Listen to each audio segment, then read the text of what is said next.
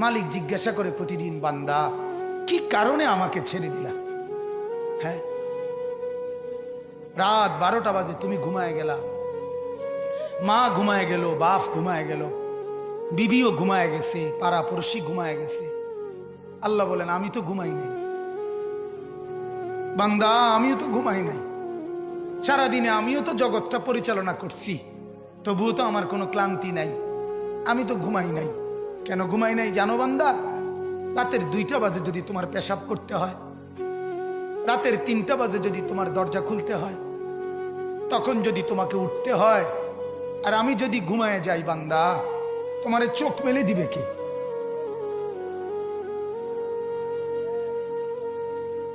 এই বাপ, চোখ মেলে দিবে কে?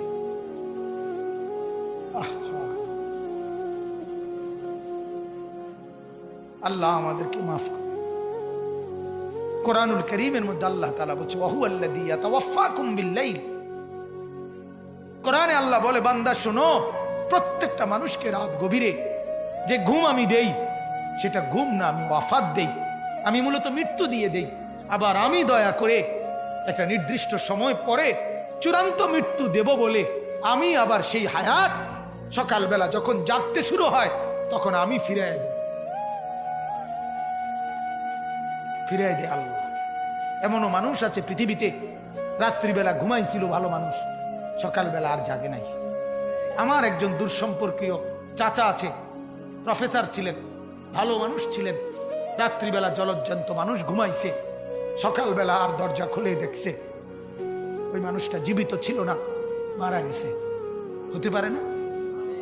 হতে পারে কিনা বলেন না?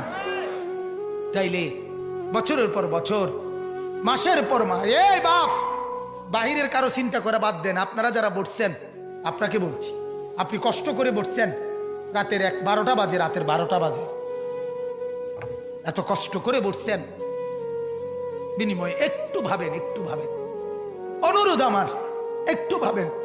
আজ মাঝে মাঝে মন চায় আল্লাহর বান্দা মুসলমানদেরকে বুকে জড়ায় ধরে কাঁদি যে বাপ কেন এত ভুল করছেন, আল্লাহকে কেন এত নারাজ করছেন? যার বিবি বেপর্দা, আপনি আল্লাহকে কত পরিমাণ নারাজ করাচ্ছেন। যার স্ত্রী, যার মেয়ে বেপর্দা, আপনি আল্লাহকে কি পরিমাণ নারাজ করছেন বলেন? এক কুকুর মরলে, লাশ ফেলে রাখলে